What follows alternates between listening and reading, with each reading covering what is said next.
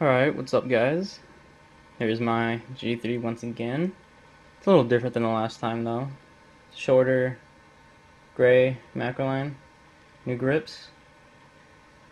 Got the new reg piston in and everything, you know.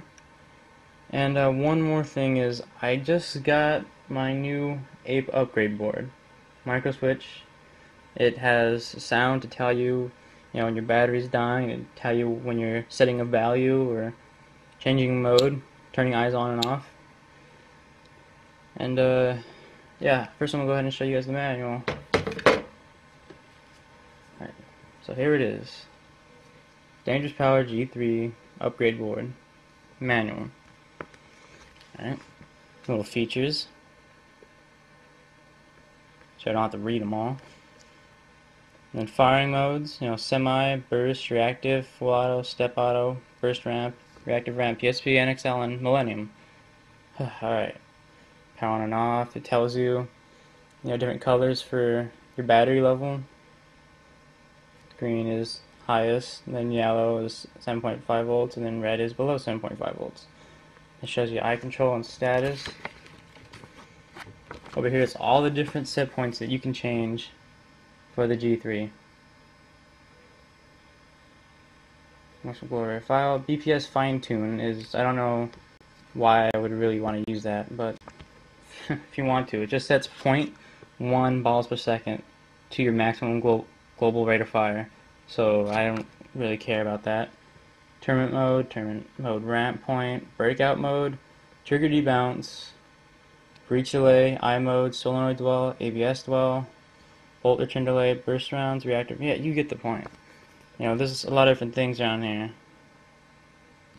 Firing groups, talk about that soon. Fire mode control, all you really do is you just tap the button, switch to the next mode, even while you're playing. Programming mode's the same thing as before. You just hold the trigger down, press the power button, release the trigger, go into programming mode. Trigger training mode, that's pretty fun. I used to do it on my old gun when I had an A board. Set point default, everything is default. Then right here just explains everything. Tournament mode is what you have, what mode you have it locked in for a tournament. Same thing, ramping. Breakout modes are really fun, but very, very illegal to use, and very sad to use. Trigger debounce comes in handy a lot with the G3. Breach low delay, eye mode, different colors. Purple. Eyes, solid purple is eyes on, flashing purple is eyes off. And right here it just tells you the eye fault modes. That's APE's low on eye detection, programming, solenoid dwell, anti-bolt stick dwell, bolt return delay. Yeah, I just set all these. So yeah, you can set everything. And the group firing modes is you can set which modes you want available to you at a certain time. So if all you want is semi on, then you use group firing mode number 1. It's already at default groups firing. It's already at default 31. So everything is on. But you can always change it. I'm really not sure why you'd want to do that, but yeah. Auto shut off, that's handy. Force shot and trigger buffering are just things that you can't change. Non-adjustable features. So that's it. That's the new manual.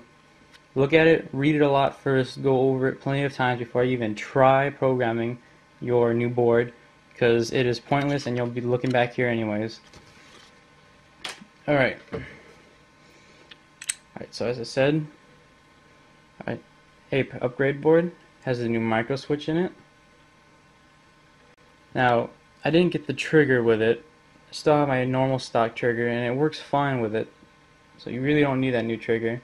New trigger just cuts back the side-to-side play that stock ones have. I guess it's built a little stronger, but this works just fine. Now, the part that used to go past the optical sensor eyes are now just going along the side of the micro switch itself. And the back of the trigger is activating the micro switch. Can't really see that, it's just deep in there. And now, though, with the new micro switch board, you have a lot more adjustability to your trigger. You can do way more with it.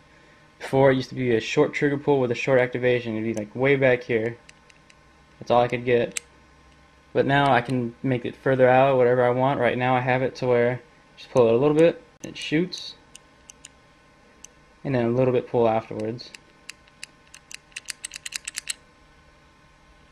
Haven't had too much time to play around with the trigger though. So yeah.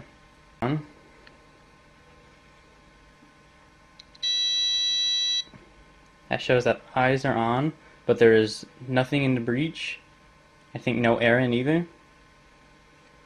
And then if you want to turn eyes off, you just press it. That's eyes off.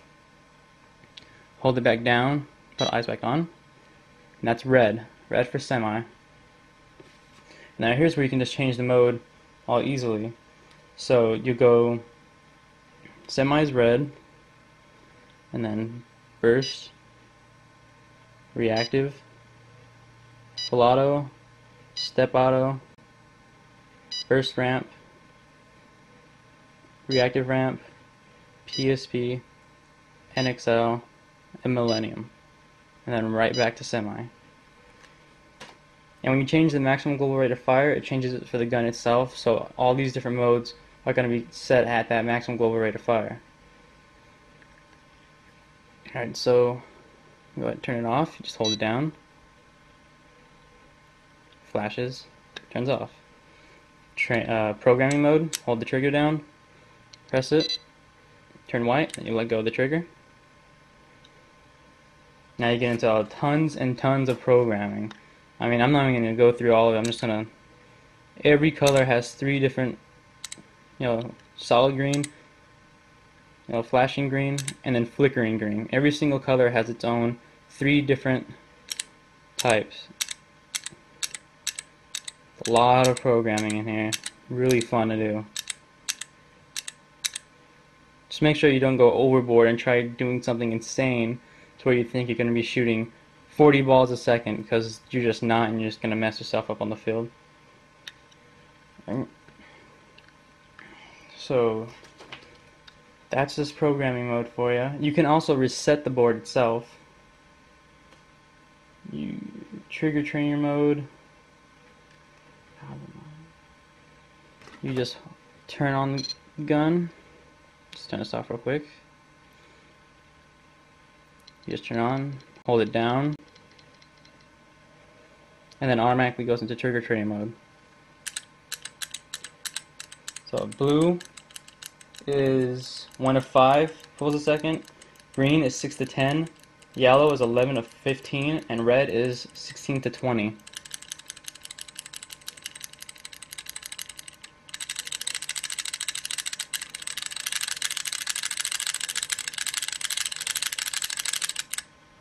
So yeah, that's just how it works. Alright.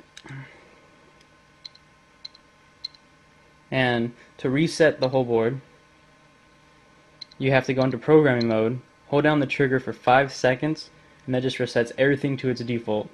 So everything will be back to normal in case you set the D-bounce too high or just want to start all over again, I guess. Alright.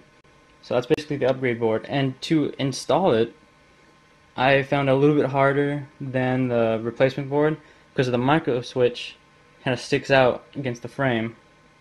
So what I actually had to do was take the frame apart, take it from the top, split it apart, and then I had to push the micro switch in while pushing the board in. It fit really tight for me. Not exactly sure how all the boards are going to be with it. It should pretty much be the same thing. So, yep, that's the APE upgrade board. I'll be having 2 more videos come out pretty soon. One is going to show me shooting this, and another one is a very sad video which I wish I never had to do, but it has to be done. So I'll be doing that later. Okay, thanks.